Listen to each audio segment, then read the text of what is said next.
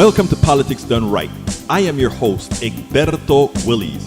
This is a progressive program that will take the mystery out of politics.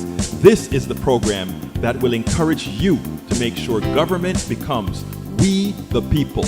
Whether you are liberal, progressive, conservative, or otherwise, you get to air your point of view. We are an independent media outlet that, unlike mainstream media beholden to corporations, we only owe allegiance to you. Remember, you can also send me a tweet at EGBERTOWILLIES. That is at Egberto Willies. Let us engage. It is Politics Done Right. Well, folks, welcome to one more edition of Politics and Random. Egberto Willies, your host. Thank you so kindly for being part of the show. We are going to have a great show for you today. As usual, we have in the house Eric Hayes. How you doing, Eric Hayes from Tascasita, Kingwood? Paul Fleming is in the house from Georgia, Atlanta, Georgia. We have Lee Grant in the house from Montgomery County. Melanie Keelan in the house way over in Spain, Barcelona, Spain. We also have Paul Fleming from Atlanta, Georgia, Michael Rudden from Brooklyn, New York, and we still await the rest of folks to populate the space. Populate the space. We're going to have a great show for you today. Paul says ultimately this case was not just about addiction, a disease that haunts families across the United States, including Hunter Biden's family. Mr. Wise said at the news conference Tuesday afternoon, this case was about the illegal choices the defendant made while in the throes of addiction, his choice to lie on a government form when he bought a gun, and the choice to then possess that gun. It was these choices and the combination of guns and drugs that made his conduct dangerous. That is true. He got convicted, and as he should. And you know what's so funny? That's it. You know, you didn't see anybody go out and say, "Oh, the system is thralled; it's against him," or anything like that. Hunter Biden should get 25 years in prison. Carl is from Riverdale, Georgia. Carl Cox in from Riverdale, Georgia. I don't think he should get 25 years in prison, though he did a wrong thing. But I mean, I don't think prison is the answer on this. Just like I don't think prison is the answer for the crack addict that we had in the inner cities, or the crack addicts that we have in Appalachia or anything like that. I think we need to learn from Norway and start to have a correctional system that does just that. Correct folks. Maywood is in from Long Beach, California. Carl Cox again from Riverdale, Georgia. Riverdale, Georgia. Crockett is part of this legislation, which was in April, way before Orange Man trial. Did they already? How? What? Run-on sentences, brother. Run-on sentences. Thompson's bill introduced in April will stop Secret Service protection for a protectee when they are sentenced for a state prison or federal crime that carries a penalty. Well, I don't think you can do that for the president. I would be against that because the president theoretically has a whole lot of secrets that if they kidnap a weak person like Donald Trump or beat him up, he'll probably start singing like a bird. He doesn't have much character or anything like that. Carl Cox says, you are correct. Prison is good for him. They tried to get Hunter off before a judge caught him. No, he's probably not going to get prison. He's probably going to get what anybody else who would have committed a crime like that would have gotten, which is some sort of probation. I mean, this is not a serious. It was dangerous in my opinion because again, he had drugs, guns, but you have people with alcoholism and drugs. All these things happen. So no, I'm sorry. Don't make a mountain out of a molehill. Michael Radden says, seen this a couple of times in my feed today. Right-wing bubble has a new controversy over New York renaming a subway station tourist trap, but they are almost a decade late to the party. Wikipedia. On June 23rd, 2015, the Stonewall Inn became a New York City designated landmark, making it the first city landmark to commemorate an LGBT icon.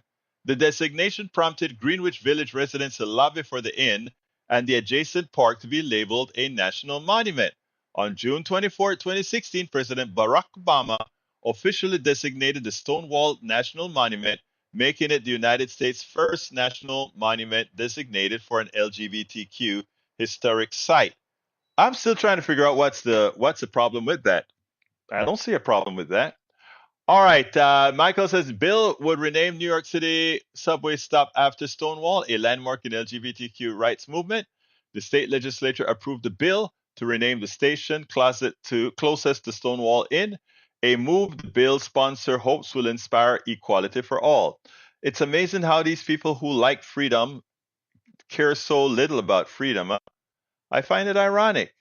I find it ironic. Paul Fleming says a school district in Arkansas installed 1,400 solar panels, which turned a 250K deficit into a 1.8 million surplus. They raised teacher salaries, and now other districts are doing the same. Hey, Paul, can you go ahead and send me that link? I know I could look it up, but send me that link if you have it. John Stewart asked why corporations pretend to have morals when we all know the only thing they value is money. Watch the full segment on YouTube. I mean, I guess that is something we preach all the time, isn't it? All the time. Michael Rodin says, reminder, the charge was lying on a federal form about gun rights. As for sentencing, the expectation is probation. Yes, P.S. If his name wasn't Hunter Biden, this would have never gone to trial, and the right wing bubble would have gone to gay rights. Peggy Lopez, thank you, thank you, thank you. She gave us a great super chat, a post-it note with the text, I'll be back, appearing on it. Thank you very much. I'll be back, she has. I think you mean I'm back because I hadn't seen you in a while, Peggy. You've been missing. Lee Grant, thank you for your super chat, beautiful. Stonewall was den of iniquity, drugs, prostitution, etc., not appropriate for national monument. So what was Stonewall Jackson? Stonewall Jackson was a genocidal maniac that had created the Trail of Tears, killed a lot of people, and we made that a monument. We have a lot of monuments for a lot of people that have done a lot of evil things. And, so I mean, I don't see why a place where a lot of our gay brothers and sisters feel like liberation came to them, why is that a problem? I don't see it at all. Maybe you can enlighten me. But anyhow, before I get completely enlightened, yesterday I told you all that I had a video, and I don't know if I should wait for the video. Let me see which story I should do first. Should I do the video on the evangelical church that kicked out the guy, or should I do the debt, your medical debt not going on your credit report first? You guys decide. I'm going to wait, but in the meantime, I think I have a Tom Zarnik, our brother Tom Zarnik, our resident poet laureate. Did I get that right, Tom? Politics Done Right, poet laureate with a new meme, not limerick. Let's go with it. Trump tells a strange story about a sinking boat. Says, I don't care about you just knew. I messed it up. Let's do it again. Let's do a Tom Zarnik limerick. The Politics Done Right, poet laureate. Here we goes. Trump tells a strange story about a sinking boat. Says, I don't care about you, just need your vote. He's afraid of being shocked by a battery spark or bitten in the water by a bloodthirsty shark. Why must we choose? Can't we have both? Oh, beautiful, Mr. Zornick, the poet laureate of Politics Done Right. Carl Cox says, Trump has proven that he has major brain damage. I think that is not too far from the truth. But I tell you what, let's see. The medical debt thing is the same as other debt taxpayers pick up the tab. No, that's not what it is at all. I tell you what, I am going to go with the medical debt after the video. So let's go ahead and do the video since I didn't get anything definitive from the pew. And by the way, folks, I want to start using the call-in a bit more. So don't forget the telephone number is 281-823-7747 during the hours of 3 to 4 p.m. Central Time.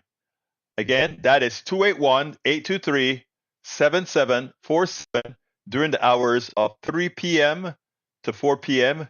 Central Standard Time. That is when we answer the phones. If you're watching this program at another time, the phones probably won't be answered, but that's fine. Let's go ahead and do the video right this minute. Opinion columnist David French from the New York Times, and he worked before at Conservative Rags. He got a rude awakening from his evangelical church. They canceled him. Why did they cancel him? Because he had the nerve to speak some truths about Donald Trump.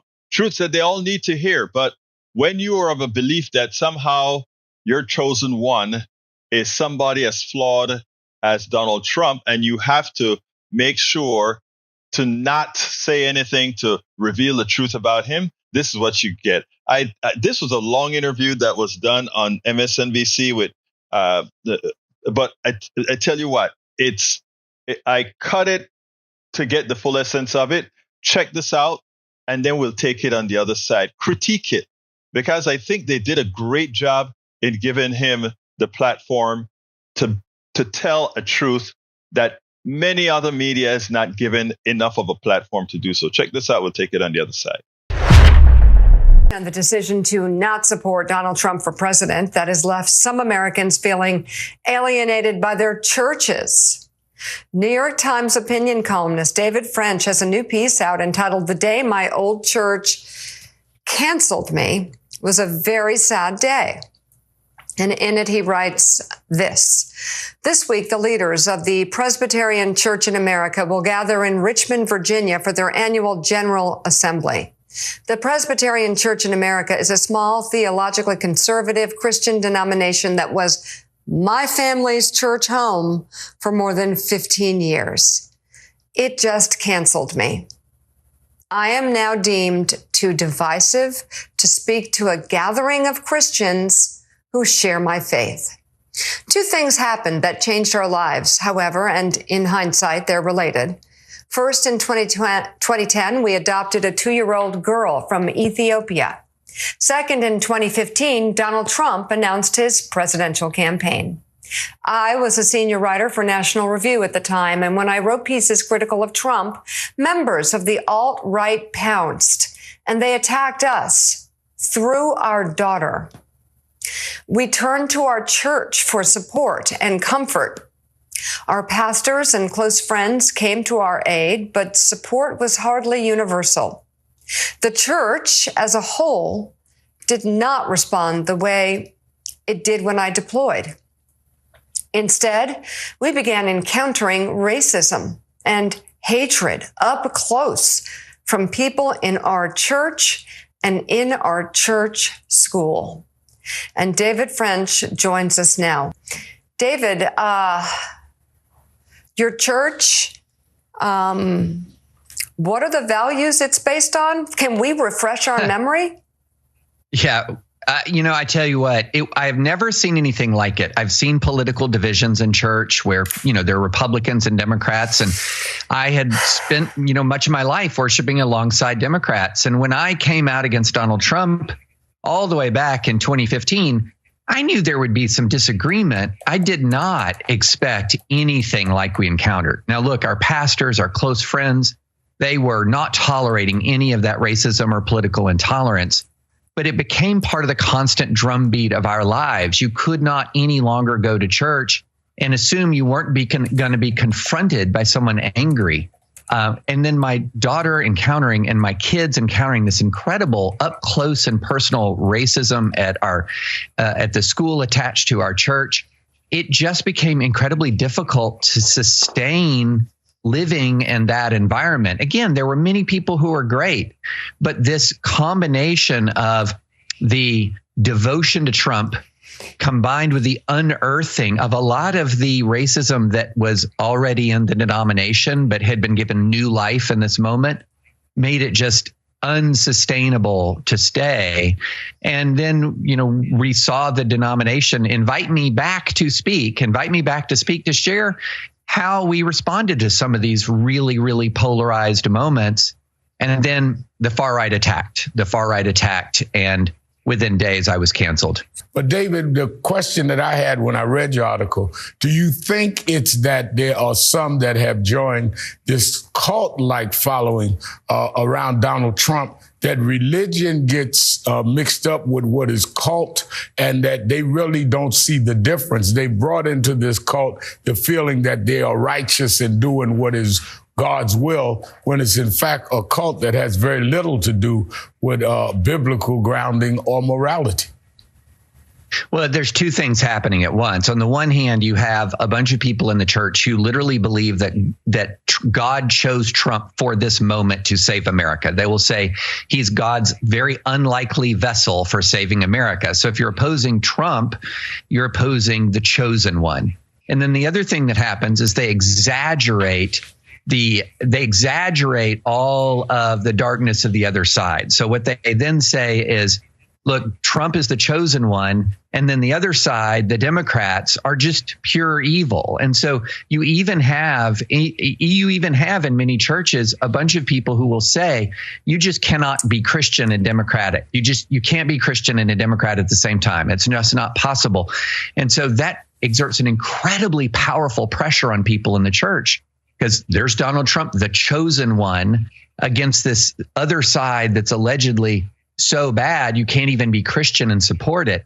And so you begin to see the social pressure that is put on people to conform, and why when somebody dissents and they say, no, I don't agree that a three-time married adulterous guy who was just convicted of crimes related to paying hush money to a porn star is God's chosen one to save America. When you don't agree with that, you're actually seen as an enemy of God. You're seen as an enemy of the United States at the same time.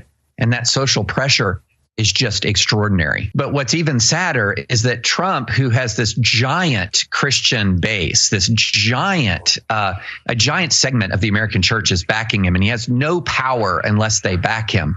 You know, what's particularly sad is you're talking about how this whole concept of repentance, that is so fundamental to the Christian faith. It's absolutely fundamental. So fundamental. But they still think he's the chosen one, even though, let's just go through some of the recent lists from the last year. He's been found responsible for sexual abuse. He's been found liable for defaming a victim of sexual abuse. He's been found responsible for hundreds of millions of dollars worth of fraud. He's been convicted of a crime that, even though I think there are some weaknesses in the legal side of the case, the factual side, the facts, it's overwhelming that he's did what he was accused of doing.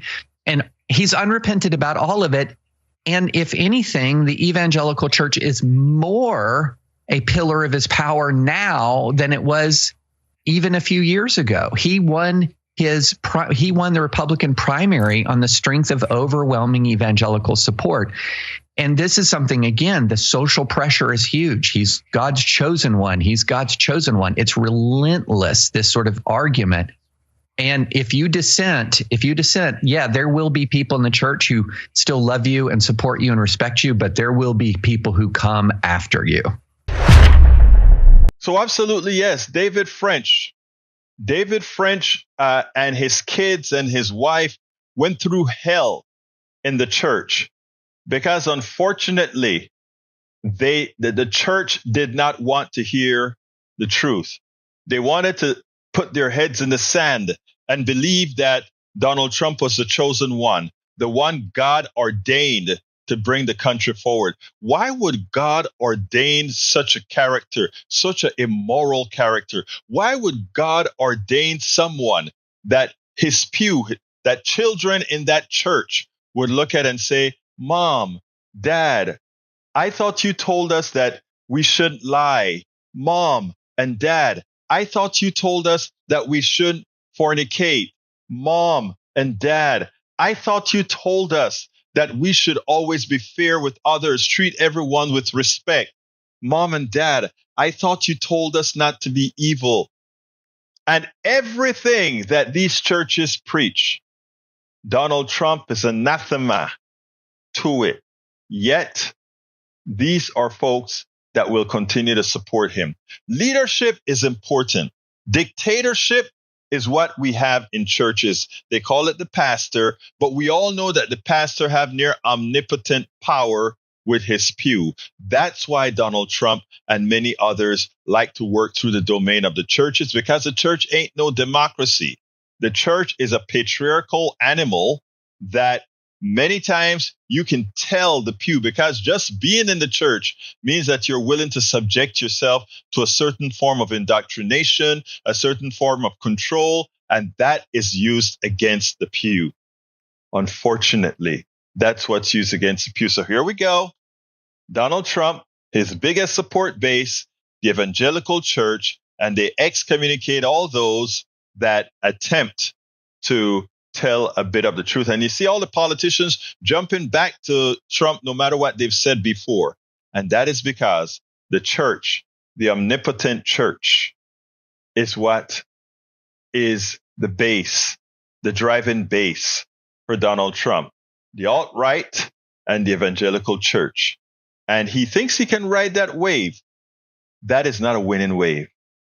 The Democrats, if they do what's right, if they play their cards right, if they go into every corner of this country, landslide. Absolutely so, landslide. Melissa Bowie, how are you doing this afternoon, Melissa? I'm well. How are you, sir? How have you been? We've been fine. I think we've been missing you in the mornings because you skip our show to Yeah. go to others. I am hurt. I am completely hurt. No, listen. I'm listening. I'm here. I'm riding with you, brother. But I feel like you got it. You got it so packed. You got it under control that I got to go to the other shows and just make sure that, we holding the line, right? Okay. You know what?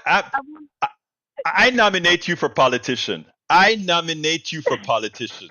Don't you think, PDR You posse? see my strategy? You see my strategy? You see me? All right. Yes. Listen. So I feel like they're both. I feel APAC is behind this, and they know they are. So Yes. I'm thinking they got the message. Evangelicals getting the message wrong, because if you're going for the Jesus choice, then it would be Biden. Because he's doing this, this righteous work, right? So why did the whole MAGA just go ahead on and switch to Biden, because he's the one doing the work? So then on that sense, the man just told y'all, the T man just told y'all that he said, wait, let me scroll up. I'm looking at the comments here. He said, I didn't see it, but he said that he don't care about the group, his people. He just want their vote. You know so what? He's telling them, right up, straight up. This is what it is. I think Michael Rudnin just gave me that clip. I think that's a clip he just gave me. I am going to try to play it after we get off the line here so that you can actually hear it, as we would say in Panama. En vivo lo vamos a escuchar. Okay, and then to end it, because I troll Barry. Yes. I'm gonna say adios, amigo. Hola, Barry. You go, girl. You go, girl. Anyway, Melissa, thank you for calling in, my beautiful lady. Thank you for calling in. All right, folks, I am going to try to get this right because Brother Rudnin spent the time to find the clip. So I want to get the clip right. If I run into trouble, we'll do it again. But here it is. I think it's going to work. Not yet. Not yet. Let me go ahead and see if I got the map correct. When you're doing these things impromptu, like when Mr. Rudnin say, "Hey, could you play this for me?" and you don't get the map correct, then you can run into trouble. I think I got it now. Nope, I guess I didn't get that one correct yet. But bear with me. I am still trying because my peeps come first. My peeps always come first. That is the right monitor. Let's see if I get the right audio device. Is a default device.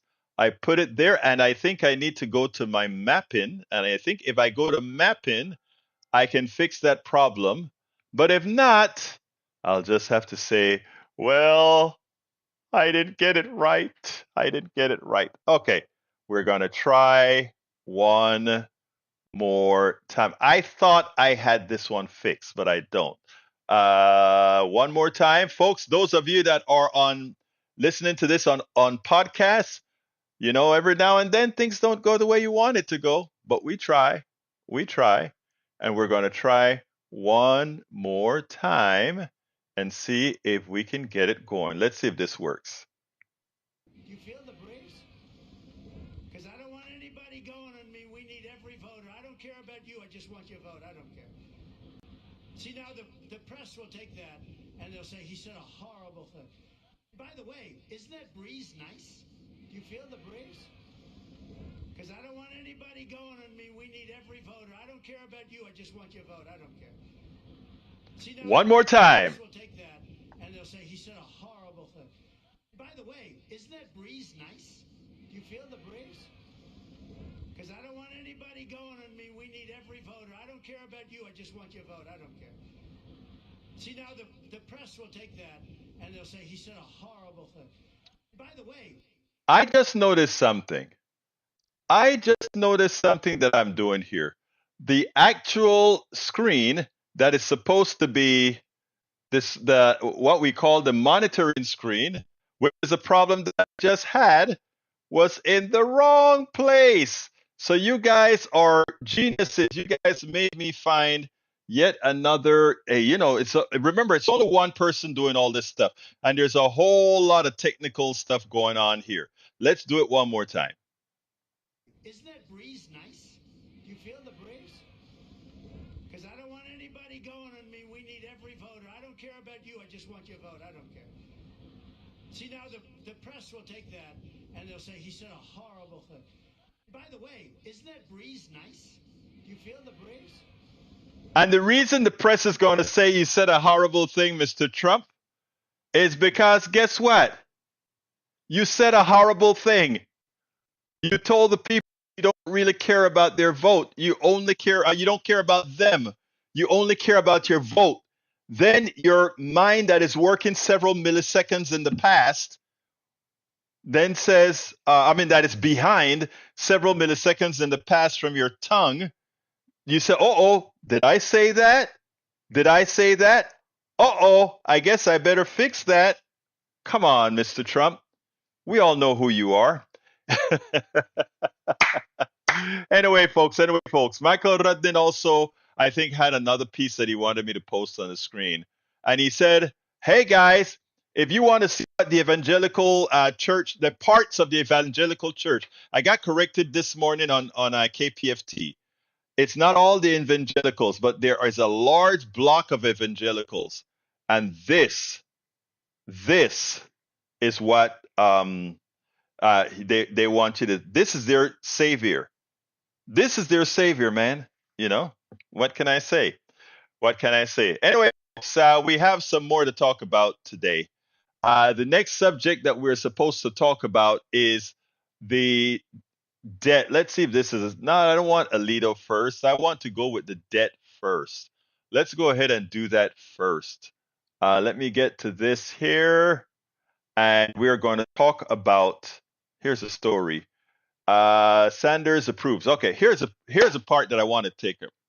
As you know, in America, when we passed Obamacare, the idea was that most Americans, or a lot of Americans, were going bankrupt from their medical debts. Their medical debt also was affecting their credit rating. And affecting their credit rating, it means more expensive car insurance, more expensive everything, loans, etc.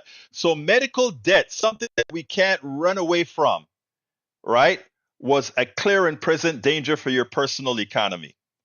So because we don't have single payer, because we don't have health care paid out of the general fund, what happens often is, the hospitals are not going to not care for you because by law they have to. You can't get inexpensive health care, especially in places like Texas where we don't have the Medicaid expansion to the Affordable Care Act. So people get into substantial debt, and in effect, all these medical companies or these credit collection agencies, etc., they own you because they own your debt. If they may not immediately come for your house, but if they sue you, they can get to your estate. I mean, it's a mess. Well, Sanders for some time is saying, let's start taking care of this problem. We can't get it as a whole taken care of, but we can do it piecemeal, not the best way, but it's all we can get when we have a large number of immoral, neoliberal politicians and conservative MAGA Republican politicians, right? You can't solve that problem when there are too many of those in power. So you have to find a way to somehow nibble and nibble until you can get the bite. You nibble it down small enough till you can bite it. So today's story, Sanders applauds CFPB move to ban medical debt from credit reports. That may seem like a small thing, but it's a huge thing. It is immoral that families are being evicted, having their heat disconnected, or having their wages garnished because of crippling medical debt, Sanders said. Senator Bernie Sanders on Tuesday welcomed news that the Consumer Financial Protection Bureau will soon announce rules to prevent medical debt from appearing on Americans' credit reports, a move the Vermont senator called an important step in the right direction. Just a step. We got an entire state to climb. It's immoral that families are being evicted, having their heat disconnected, or having their wages garnished because of crippling medical debt, while the healthcare industry made more than $100 billion in profits last year. Sanders, the chair of the Senate Health, Education, Labor, and Pension Committee, wrote on social media. The Washington Post reported that the Biden administration new rules expected to be unveiled Tuesday would block medical debt from being used to evaluate borrowers' fitness for mortgages and other types of loans. In effect, let me tell you what that does. That means that your debt isn't forgiven, which I think it should. I don't think there should be any medical debt. What the insurance companies are paid is far and more than enough. Okay, but let's break. The debt will stay with you, but it has no impact on your credit report, which means you can get a home and you can break from paying it later on in life. If they want to garnish when you're dead, that's fine. But here we go. The rules, according to the Post, would ban credit reporting agencies from incorporating medical debt when calculating credit scores and bar lenders from using medical debt to determine loan eligibility. The proposal will undergo weeks of public comments, meaning this November election will probably determine whether the measures are finalized, the newspaper added. GOP presidential candidate Donald Trump did not seek to remove medical debt from consumers' credit reports during his 4 years in the White House. The CFPB, headed by longtime consumer advocate Rohit Chopra, estimated in April that 15 million people in the United States have medical bills on their credit reports, despite recent changes by Equifax and other major credit reporting agencies, which announced last year that they would remove medical collection debt of $500 or less from consumer credit reports. $500 or less? Are you kidding me? I know people who got $27,000 biopsies that owe $3,000 and the health company gave $20,000. That was enough for the biopsy, and they still want to get the last sucking blood out of somebody. It's a shame. The 15 million American with medical debt on their credit reports disproportionately live in the South. So there you go, beggar states. Disproportionately live in the South and low-income communities. The CFPB observed in its April analysis. Collectively, they have more than $49 billion in outstanding medical bills in collection. KFF, which is a Kaiser Foundation, something I believe, a health policy organization, estimates based on government data that roughly 3 million US adults owe medical debt of more than $10,000. Most Americans with medical debt owe money to hospitals, according to an Urban Institute analysis. KFF Health News reported in late 2022 that hundreds of U.S. hospitals maintain policies to aggressively pursue patients for unpaid bills using tactics such as lawsuits, selling patient accounts to debt buyers, and reporting patients to credit rating agencies. It's amazing. You're sick, you go in for care. But the care is exorbitant. They rip you off, and then they have the nerve to come against you. In an interview with ABC News, ABC Tuesday morning, Chopra said that CFPB research shows that medical bills on your credit report aren't even predictive of whether you'll repay another type of loan.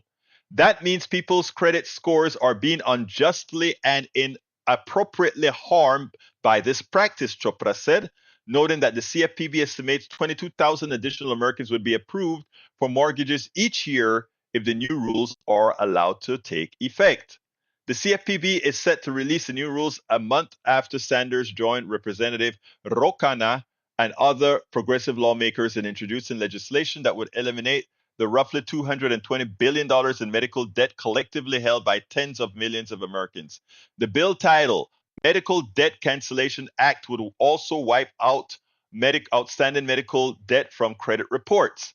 This is the United States of America, the richest country in the history of the world, Sanders said last month. People in our country should not be going bankrupt because they got cancer and could not afford to pay their medical bills. No one in America should face financial ruins because of an outrageous cost of unexpected medical emergency or hospitals. It is theft. It is immorality, our healthcare system. Capitalism has no place in healthcare. I repeat, capitalism has no place in healthcare. It has a place in restaurants. It has a place in items where people have a choice.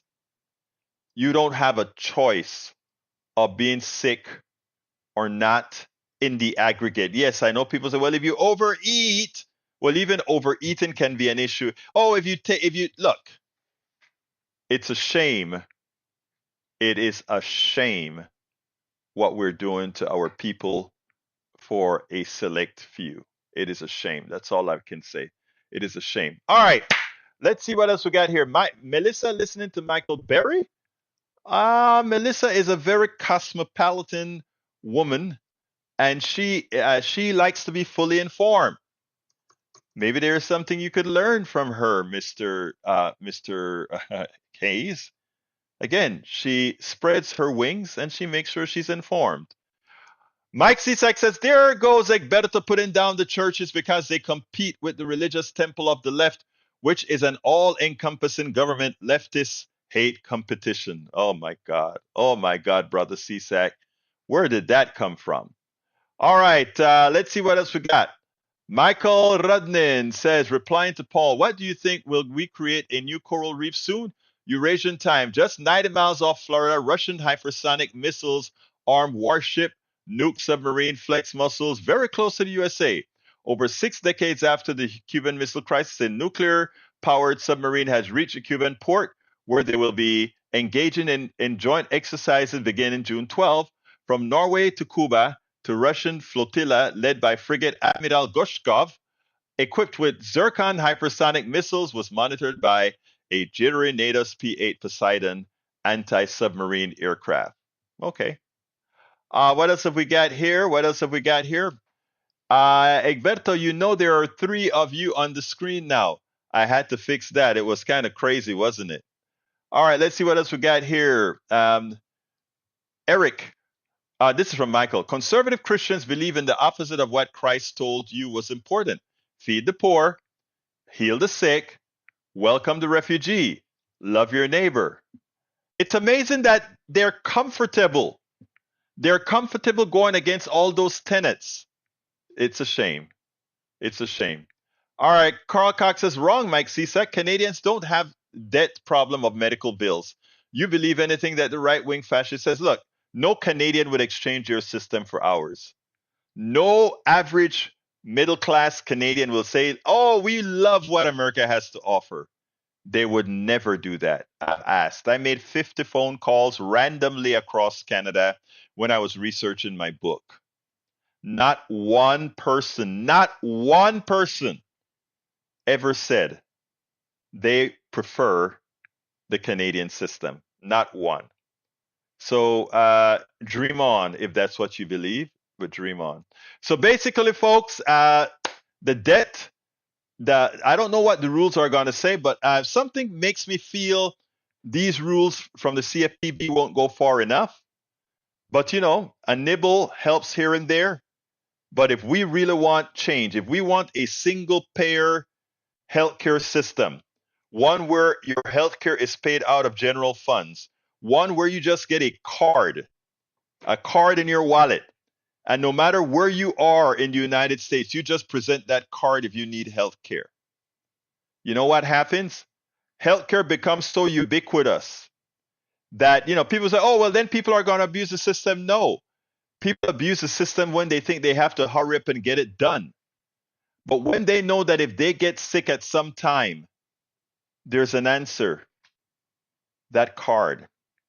America, stop voting against your own interest. Support single payer healthcare. Support healthcare for all.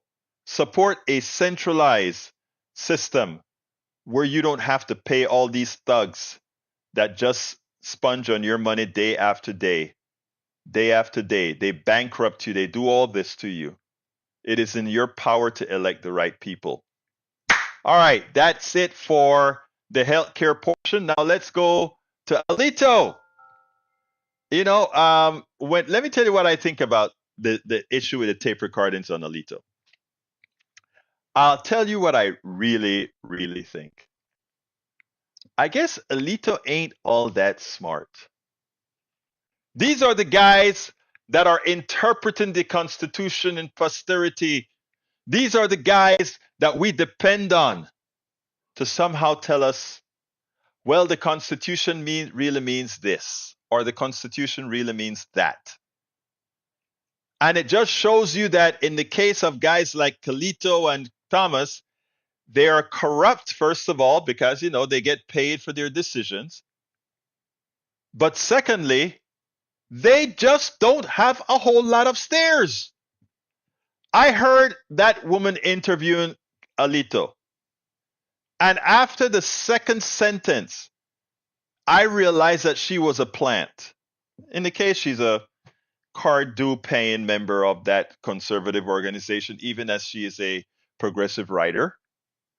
But I could detect what she was doing beforehand. But this clown that actually interprets the Constitution and write laws, what can I say?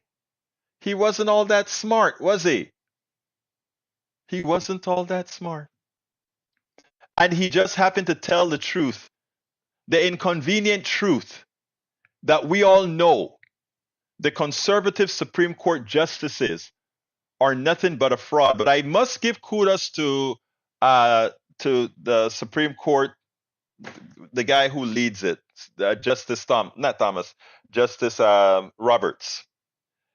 When Justice Roberts was asked the question, and he actually replied with the correct answer.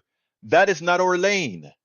We can't talk about what religion X and Y. And then when she actually told Roberts, we are a Christian nation, he says, are we?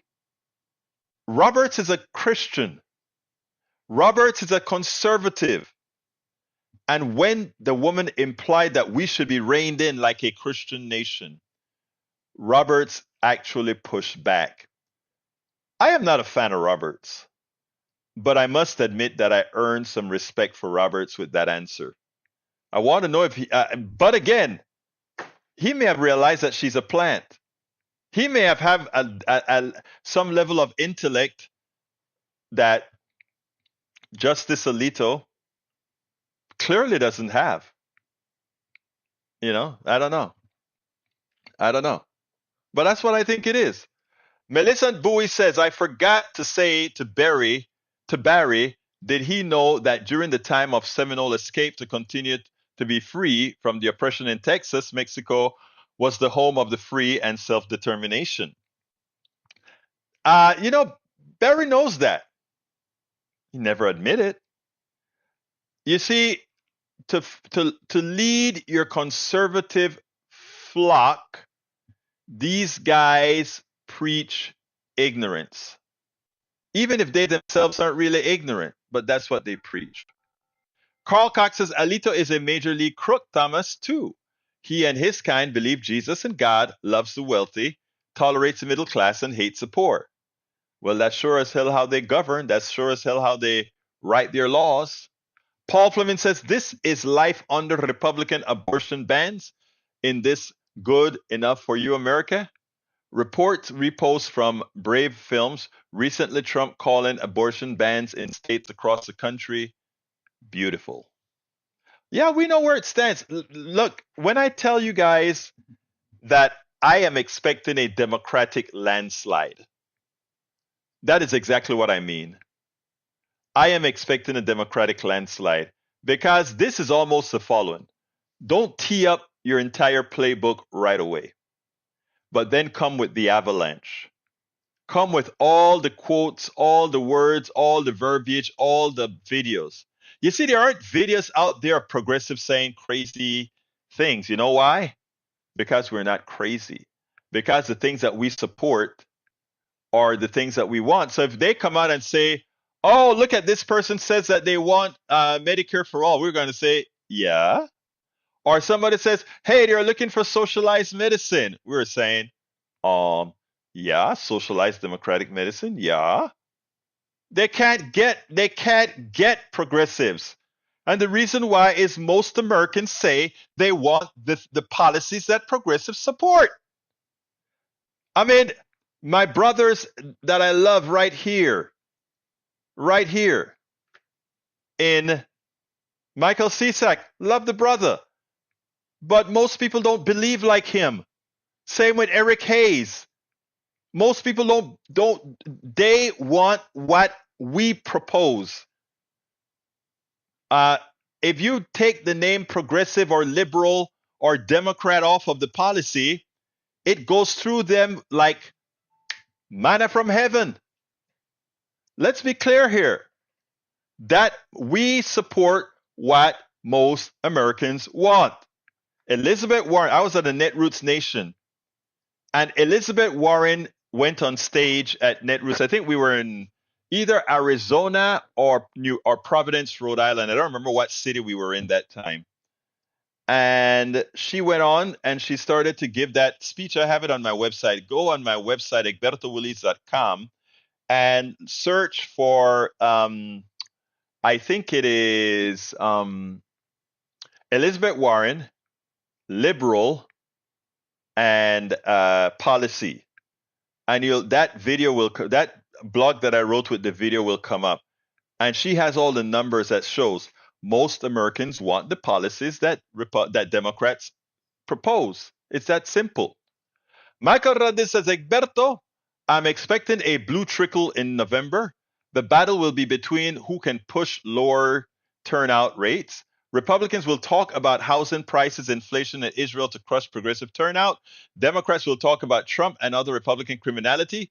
January 6th, women's rights, minority rights, and the fight between democracy versus authoritarianism to crush the center right vote. We might see the same thing happen as in 2016 all over again. I believe 2016 isn't going to occur. In other words, I don't think we win the popular vote and Donald Trump wins the electoral college. I am looking for an all-out win, not only federally, meaning not only president, senators, and Congress people, but I'm also looking for state houses and governorships. And I'm not saying this being just a sucker. I have a lot of faith in the pathway is laid, okay? The pathway is there. When we're talking about things that don't really matter to people or that doesn't really have a lot of material effect that they can see in their lives today, I could understand that. But right now, the path is simple. The pathway to victory is so simple, right? All we have to do is go through all the things that Trump is saying that he's going to do. That's all we got to do. And also, and that lays a pathway because at that point we segment the society to the point that says, oh my God, this group, that group. I don't know a group. I don't know a group that Donald Trump's policy is good for. I know a group that, despite his policies, will continue to vote for him. The Eric Hayes of the world, the Mike Ceseks of the world. But good for us. They don't make up not even a good 35% of the population. So I foresee a landslide, guys. If progressives and Democrats don't campaign like feeble-minded clowns, we win big. If they are timid in the way they campaign, we will inch out a slight electoral and popular victory. Mark my word.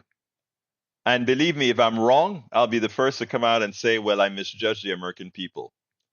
But something tells me I am not misjudging the American people. Melissa says, I don't think that matters if the vote is paid for. Yeah, but Melissa, think about this. I love when people talk about vote being paid for, right? How much do people really get paid to vote, right? Have you remember, they a lot of people put money into commercials and all that kind of stuff, but that don't work anymore. The commercials that work are online, in videos, and we have the money to saturate that fact-based. We have the money to do it now. Not we. I need some more. In fact, that's what I better start doing in a little bit. I need more funding for Politics Done Right because we are so way behind, and I need funding for our trip to. I'm going to Baltimore next month on the 11th or the 10th. I don't remember, 10th or the 11th. We're going to be talking to all the politicians and all the bloggers out there. So I'm going to be sending out something to all of our several hundred or so people. I need to hurry and get that done because I need to get all my stuff prepared to get on that trip. But anyway, let's go ahead and do this. Folks, please support the program however best you can. There are a lot of ways to do it. I want to thank Miss Lopez today for she gave us a super chat. Love you, my dear, beautiful lady, for that super chat. Let me see. That was Peggy. And she said I want to read what she said on the super chat. She said, I'll be back. And she was back. But anyway, I want to encourage everybody to support the program. How do you do that? First of all, if you want to know all the places that we post, what are the things that we do? politicsandright.com/info. You can find all the platforms that we're on. From the shorts that we do to the Instagrams that we do, everything is right there on politicsandright.com/info. But if you want to support us, all the places to support us you can find at politicsandright.com/support. politicsandright.com/support. Become a patron. politicsandright.com/patron. Patron is spelled Patreon. I must spell it because this is going to get most of its views on podcasts. politicsandright.com/patron. Patron spelled Patreon. But you know what I would really like for you to do? Other than getting my books, and the books can be gotten at politicsandright.com/books, politicsandright.com/books. I would love every one of you who have the ability to do so to become a paid subscriber of our newsletter. And that is at politicsandright.com/newsletter. It's a coffee a month. Subscribe to our newsletter, coffee a month. We only have about 103 subscribers of the over 9,000 subscribers we have. Only 103 are paid. We need about 1,000 paid subscribers, and we've been growing at that slowly. Only at 103 right now. We need about 1,000. So please consider becoming a paid subscriber of our Politics Done Right program by going to politicsdoneright.com/newsletter. All right, folks, I got to get out of here. I want to thank all of you, first of all, love all of you, callers, listeners, everybody. My name is Egberto Willis. This is Politics Done Right. And you guys know how I end this baby. I am what? Out.